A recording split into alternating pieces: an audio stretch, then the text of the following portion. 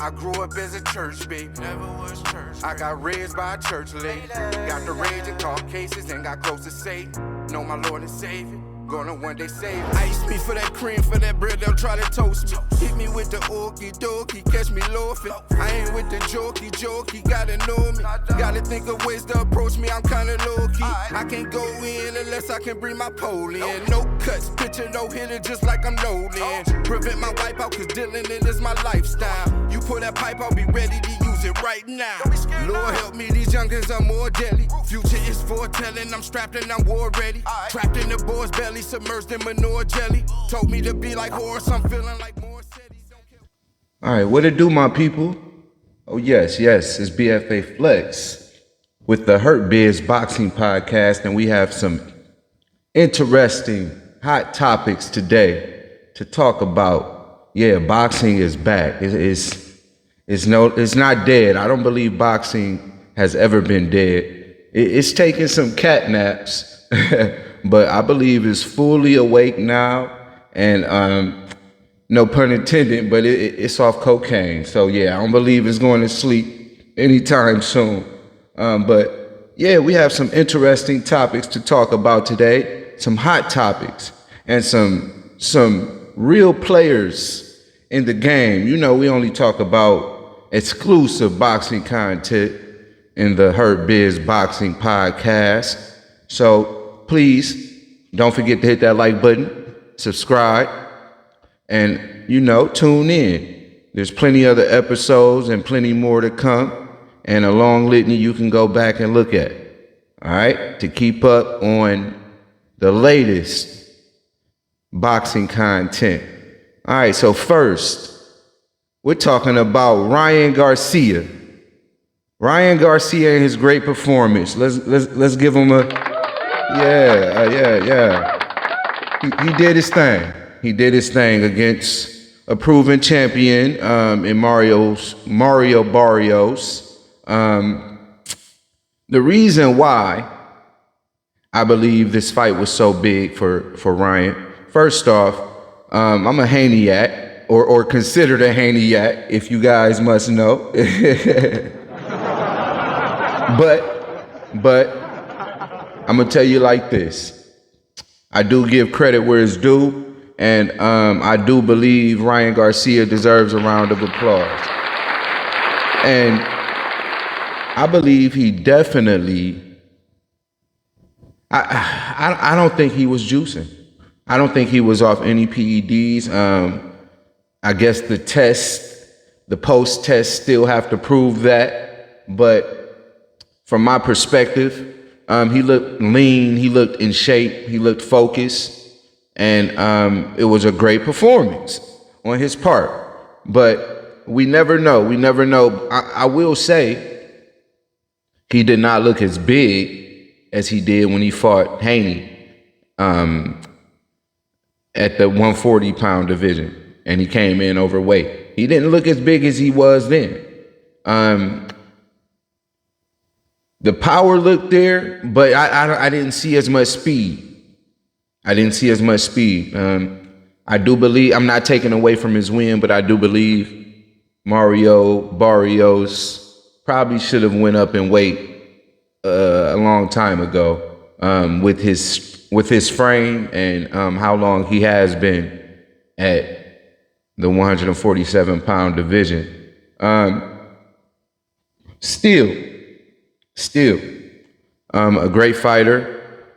He put up a valiant effort, but skills pay the bills, and Ryan proved he's still a skillful fighter, despite what we think about him and the backstory and the narrative behind the Haney fight. And even before then, there were talks of Ryan Garcia possibly using steroids.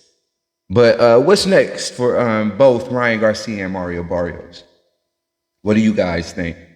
I believe that Mario Barrios either should move up in weight. I want to say or retire, but I believe he has a few more fights left in him. Marios Barrios is still a good fighter. We want to see him at his best. And if the 154-pound division will be him at his best weight and us seeing him at full power, then I'm all for it. Amen. Amen. Amen. Ryan Garcia, though. Come on now. Ryan Garcia. He's looking healthy. He's looking focused. But initially, he did not call out who we wanted to see him fight. I am not against him fighting who he called out, which is Shakur Stevenson. That guy right now, he's definitely upped his stock. Shakur Stevenson, after that win against that name, Teofimo Lopez. I called it. I don't see a true game plan that T.O. came in with. I believe T.O. is very delusional in so many ways. Even him coming in fighting Shakur and not adjusting, not even utilizing a jab the entire fight. I think it was asinine. I think it's very hard-headed and delusional. Even the post-fight and his reaction to the fight. Now the fight is staged. Come on now the fight is staged, everyone. He went along with the narrative for, I guess, some type of propaganda. They staged the fight, and he chose to get his face split up and lumped up, and all in the name of this propaganda or this staged fight. I don't believe it. And I guess this is the era that we're in when it comes to social media, when it comes to popularity. And if you really mess with somebody, guess what? You're delusional as they are. So I guess I guess that's the era we're living in, and we all just gotta have some type of cognitive dissonance. And just go along with it, per se. But no, I'm not buying it. I'm not buying it. But yeah, I believe the only fight for Ryan Garcia is none other than Devin the Dream, going by the moniker as well as Debo Haney. Come on now. We want to see that. The fans are demanding that. I'm demanding that. That's the only thing we want to see. We want to see that.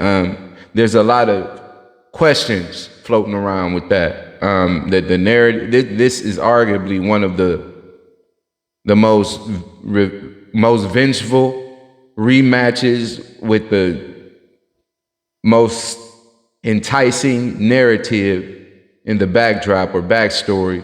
And I believe it's going to be very lucrative for both fighters. I hope they don't continue with this A-side, B-side thing, because you both are going to get paid whatever you want. And it's likely going to be on a neutral playing field. It's a big fight. It's the biggest fight to be made, I believe. That's an opinionated statement, but it's the biggest fight to be made right now. I want to see it. I gotta see it. I believe Devin Haney is gonna beat the shit out of Ryan Garcia. I believe so. I believe it's gonna be a whole different game plan. We seen part of the game plan that's gonna be utilized when Ryan Garcia was getting dominated in the first fight for a multitude of time.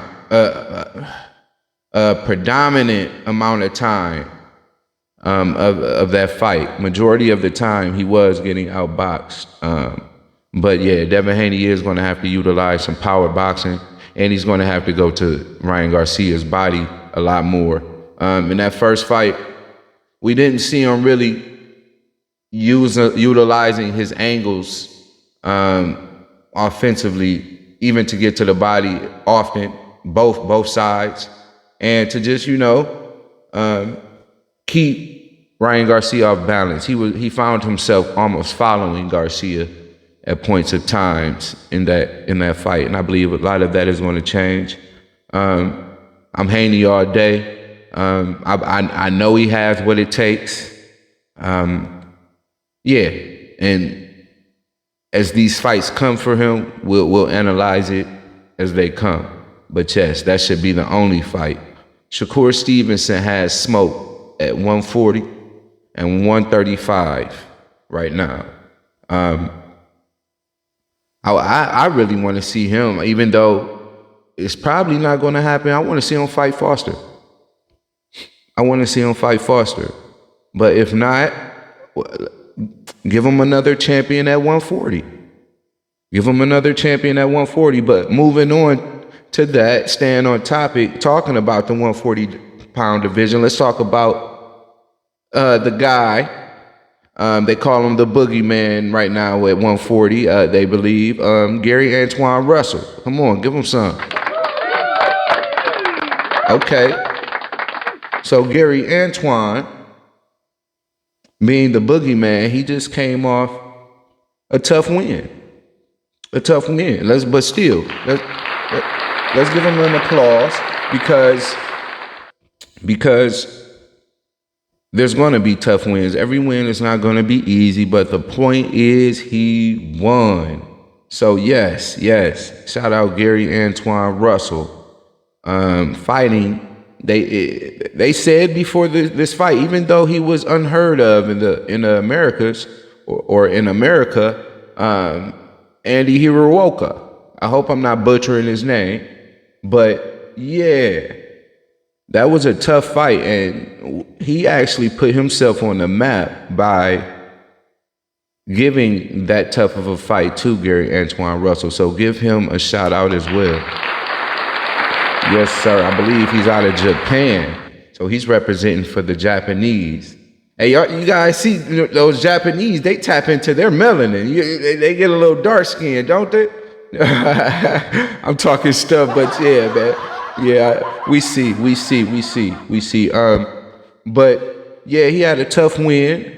But do you guys think that he showed a chink in his armor or he's fooled now?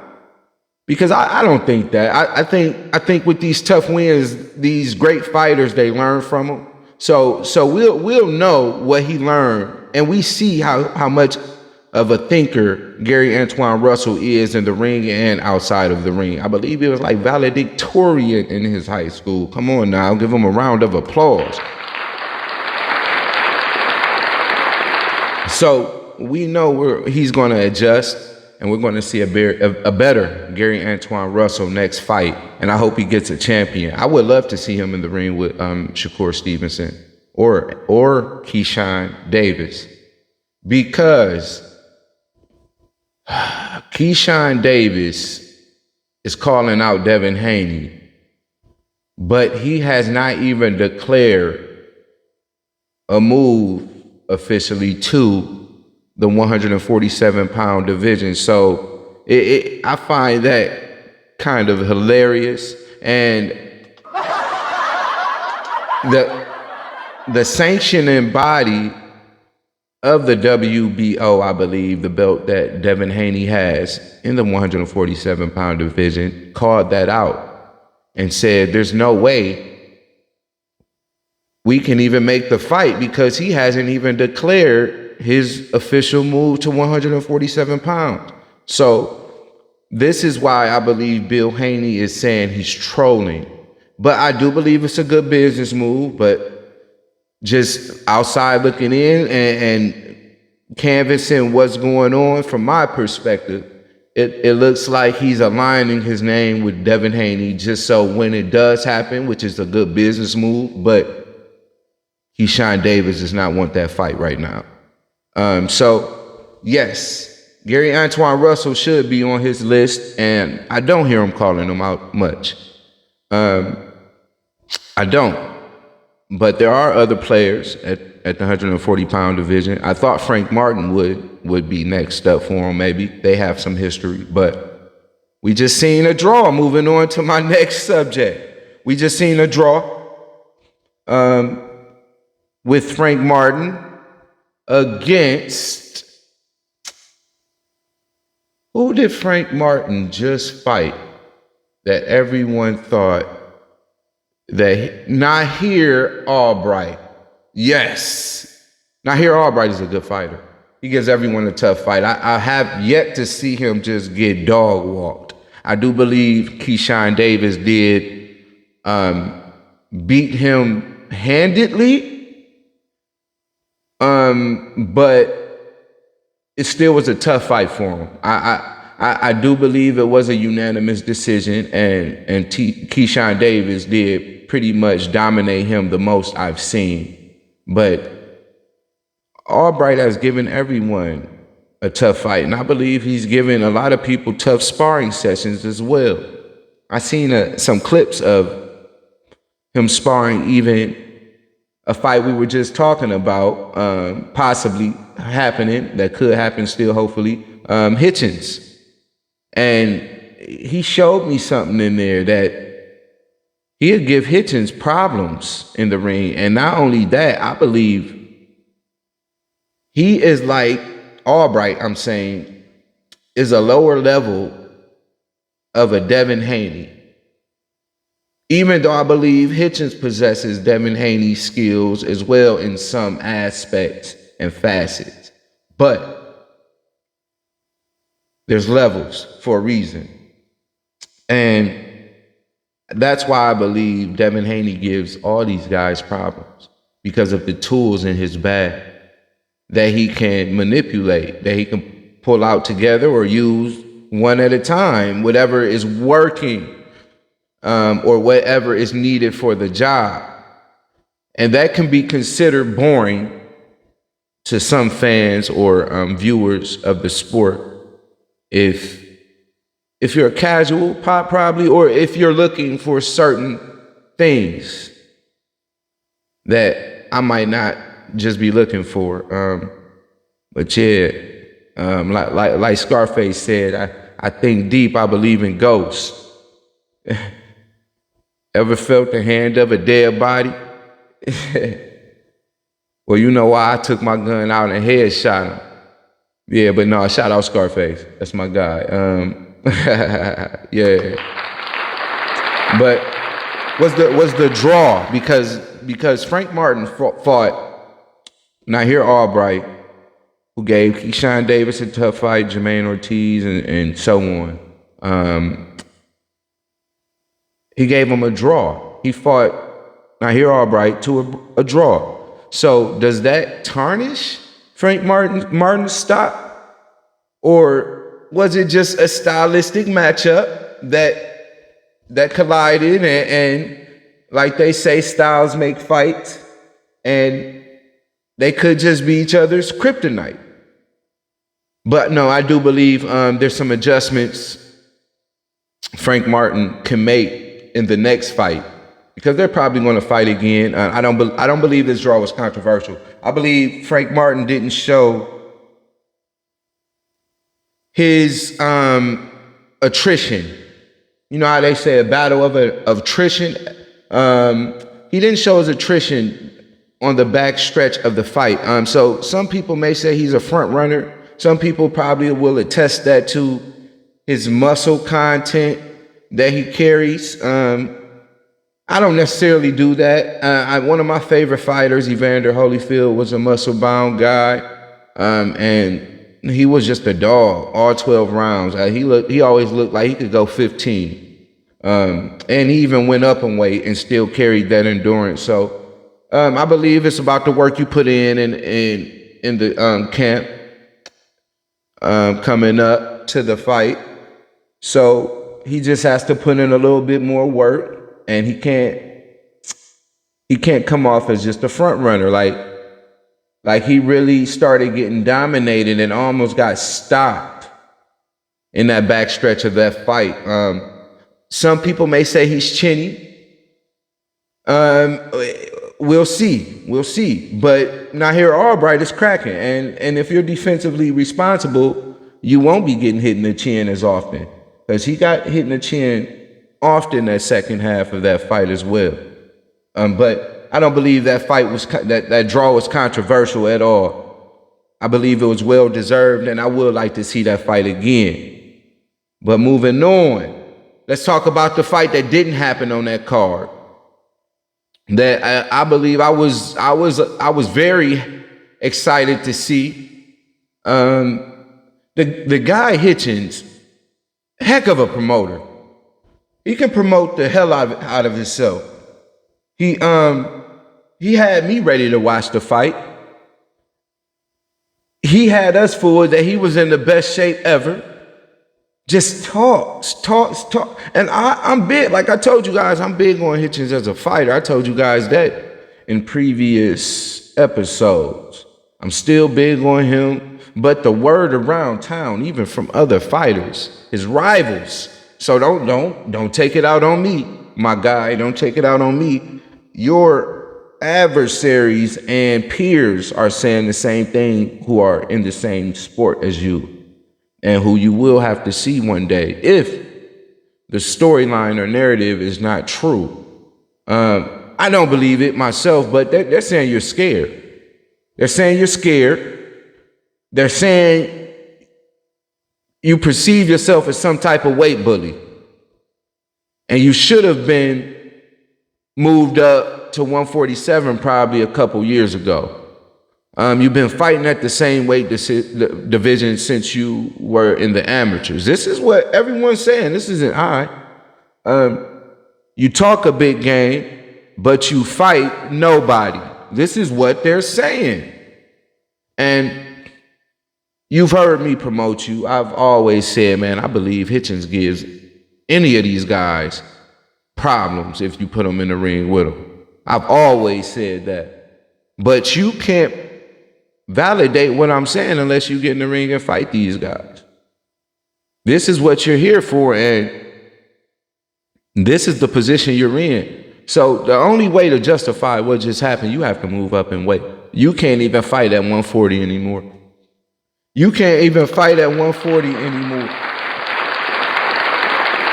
It's going to look like a duck. And one thing for certain, just like we can't unsee what happened to Devin Haney in the ring. I'm just being honest. And we can't unsee that, even as a Haney-act.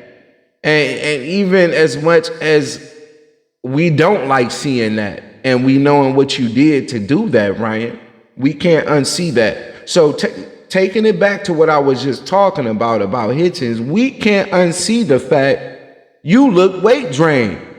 Just flat out, you look weight drained. And you were talking shit at that weigh-in, even after looking weight drained. You looked across and seeing a guy that was fighting at his natural weight, fully filled out already, muscle bound, lean, that you knew was coming. And you know pressure busts your pipes for sure, no homo. Pressure busts your pipes for sure. But pressure busts pipes. And that he's a pressure fighter that's cracking. And I believe you knew you had to be at your natural weight or full capacity or full strength, shall I say. And you weren't. So I don't look at it as scary. I look at it as smart. All right?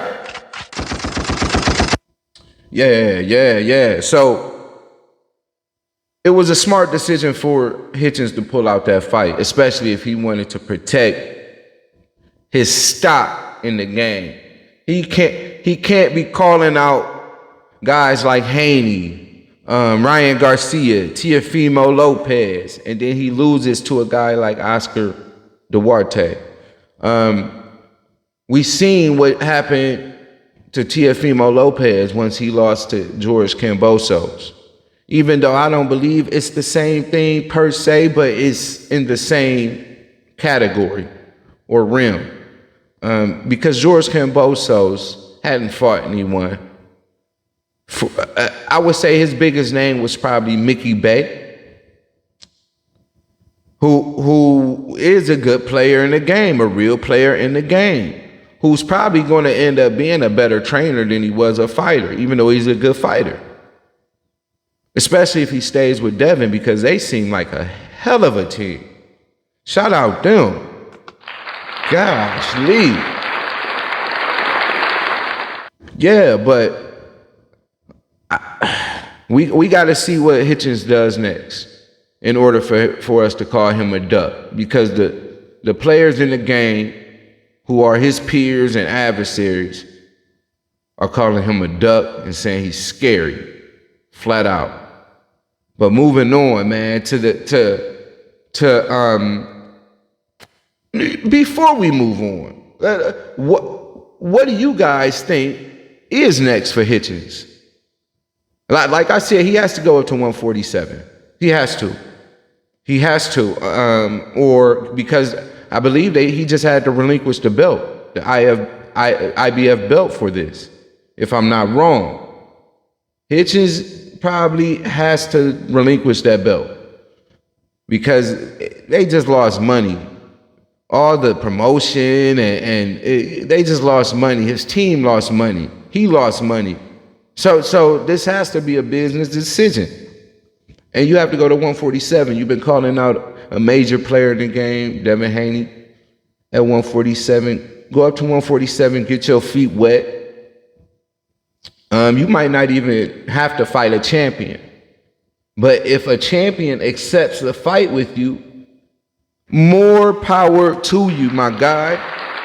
More power to you, man. And go grab a belt. And then, hey, you put yourself right in position to fight Devin Haney, because I believe Devin Haney is only going to fight champions at this point. It has to be something that's lucrative and for his legacy, I believe. Or just majorly, or just excessively lucrative to the point he can't deny. It's an offer he can't refuse. Can I get an amen?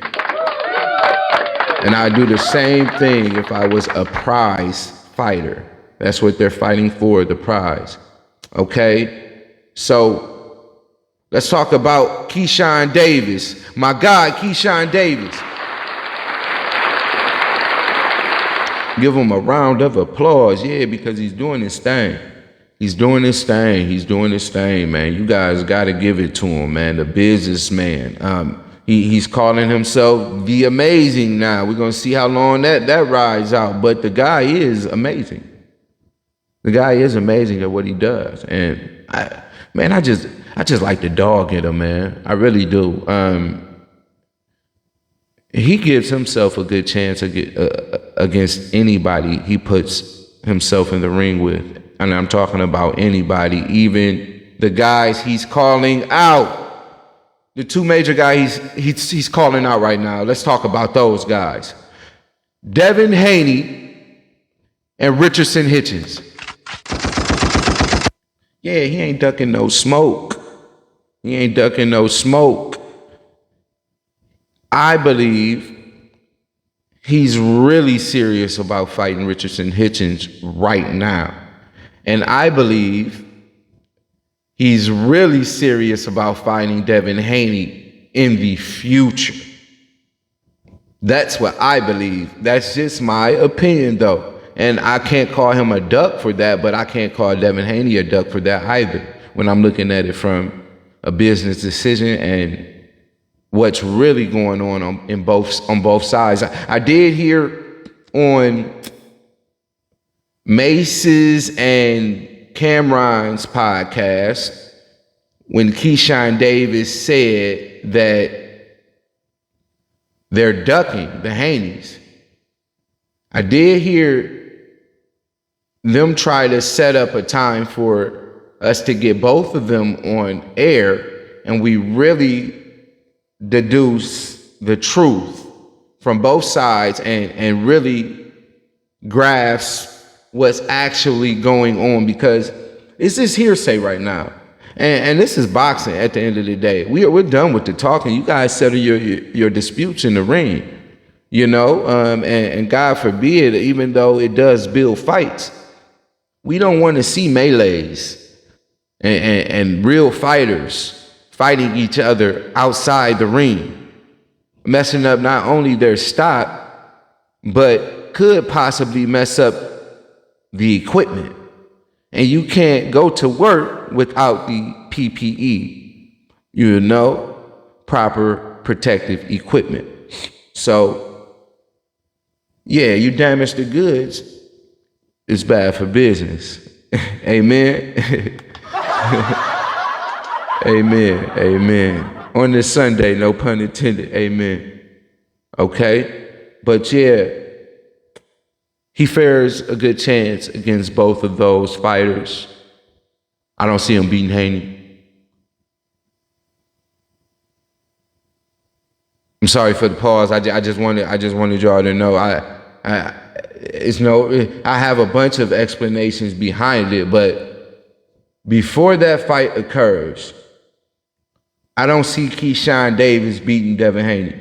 I can be proven wrong, but there's no way I see it happening. I actually see Keyshawn Davis getting touched up in that fight. Touched up, and his grit will be possibly playing against him. And it will probably resort in his demise. In that fight, only with Haney. That's why I believe the business move he's preparing himself for is that big money fight. When he has hardware, this is his big money fight. So like he said, I was 6-0 calling out Devin Haney. And I knew I wasn't ready.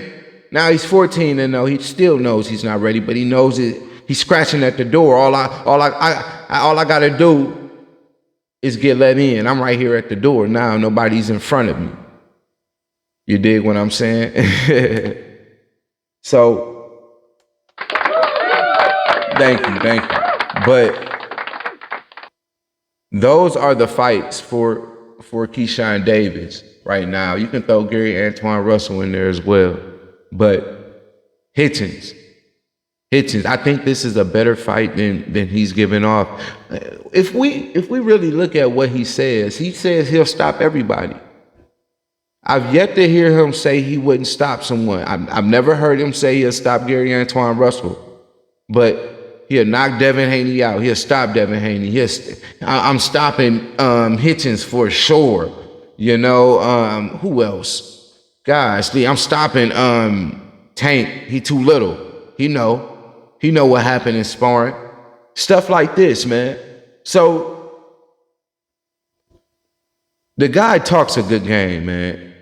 Him and Hitchins, man, I put them both right there at the same level when it come to talking. But one of them actually seems like they back it up a little more. Both of them are undefeated, so I'm not saying neither is backing it up, because they're both on the level they are for a reason. But we have Keyshawn Davis saying he's stopping them. And his last 3 opponents never been stopped, and he's stopped them. So, shout out Keyshawn. He's walking it how he talking. Walking how he talking. You know what I mean? So yeah, shout out Keyshawn, but what I did notice, Devin Haney, he didn't show up. I believe it was for a reason why he didn't show up to the Shakur Tiafimo fight, because of the melee that happened the day prior at the weigh-ins. I believe it was a security risk, and I believe he wasn't even allowed in Madison Square Garden at that time after that, due to legal reasons and ramifications that possibly could be that were occurring currently at that time. So hopefully he got all that situated and he's back able to attend Madison Square Garden. But that messed up business for him because he probably was going to be the one to get into the ring and everything after the fight. And he was going to be on the actual broadcast. We seen him at the weigh-ins broadcasting. That's bad for business because knowing that Devin Haney came from like an impediment, a speech impediment where he was stuttering a lot, and to see how well he can articulate himself now in interviews, on the live stage, in broadcasting, it is exceptional and it's amazing for me to see. And kudos and I applaud and praise him for that. But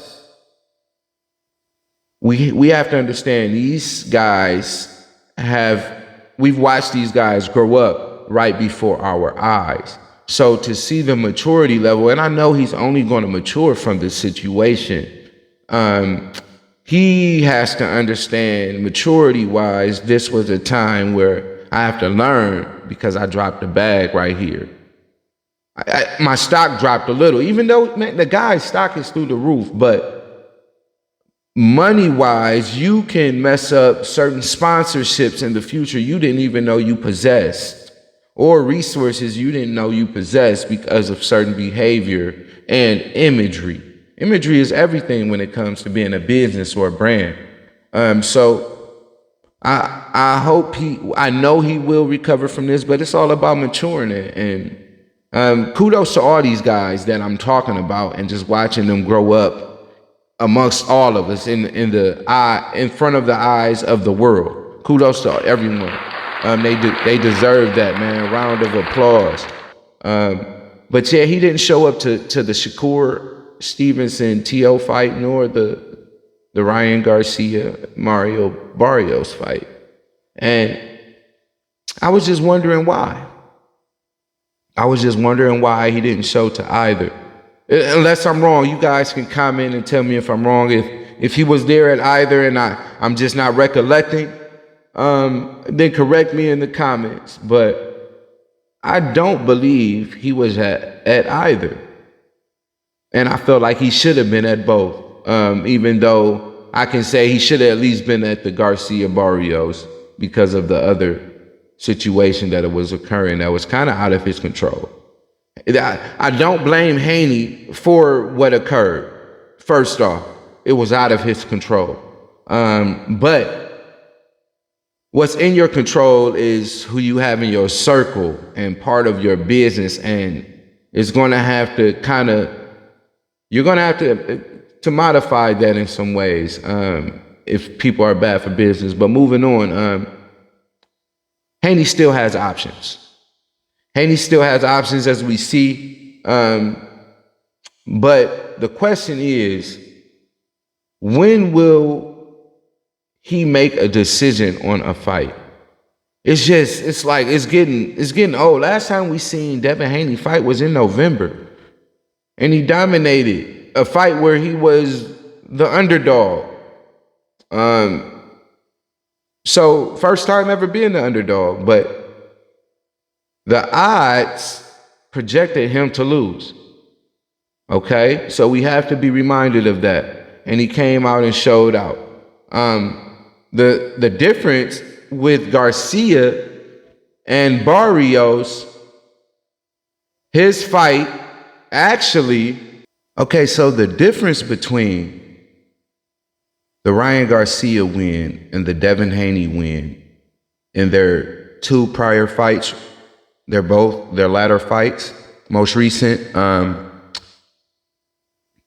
while both were very dominant, and I will say Ryan Garcia's win was more dominant than Devin Haney's win over Brian Norman Jr.'s. I will give him that. But the major caveat in the equation is or outlier, shall I say, is the fact that Brian Norman Jr. was considered the boogeyman at 147. Nobody wanted to fight him. Majority people felt that he would beat Devin Haney, knock Devin Haney cold out. He was coming off arguably the knockout of the year, a devastating knockout, in opposed to Mario Barrios always being considered probably the easiest target or food to chew at the 147-pound division, even though he's a good champion. And I believe probably Lewis Crocker may be worse than him, or not as of good of a champion as him, shall I say, but that's yet to be proven. But yeah, those were the only differences, and this even built the fight up for what should be coming up next: Ryan versus Haney. Haney versus Garcia, however you want to put it, that should be the next fight. That's the biggest fight in boxing right now. All right, so why were they putting Ryan versus Shakur and putting that narrative out there to dilute our vision? Or dilute the pool. So we all want to see Ryan and Haney next. Why are we even talking about Shakur? Huh? You guys tell me. I'll tell you why. Garcia initially didn't feel like he was ready.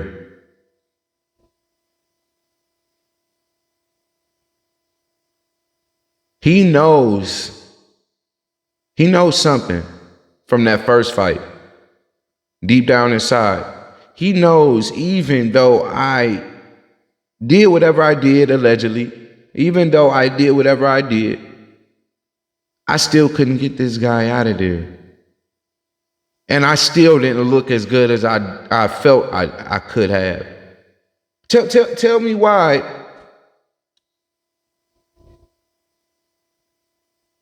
he didn't look as good as he did against Barrios against Devin Haney. Tell me why. Because he didn't. He didn't.